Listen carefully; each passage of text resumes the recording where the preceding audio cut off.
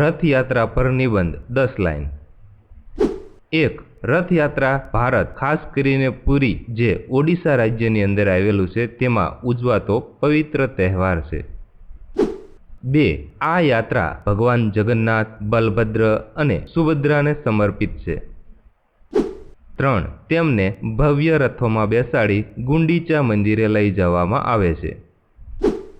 4. ભગવાન જગન્નાથનો રથ નંદીઘોષ, બલભદ્રનો તળધ્વજ અને સુભદ્રાનો પદ્મધ્વજ કહેવામાં આવે છે। 5. આ યાત્રા અષાઢી બીજના દિવસે શરૂ થાય છે। 6. ભગવાનના રથ ભક્તો પોતાના હાથે ખેંચે છે જેને ખૂબ પવિત્ર માનવામાં આવે છે।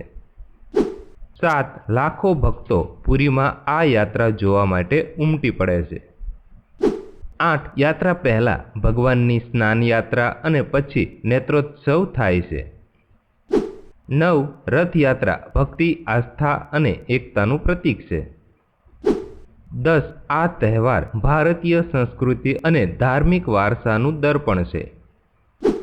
તો મિત્રો, આ હતો રથયાત્રા પર નિબંધ 10 લાઈનનો વિડીયો। તો જો તમને અમારો આ વિડીયો પસંદ આવ્યો હોય તો પ્લીઝ વિડીયોને લાઇક અને શેર કરવાનું ભૂલતા નહીં।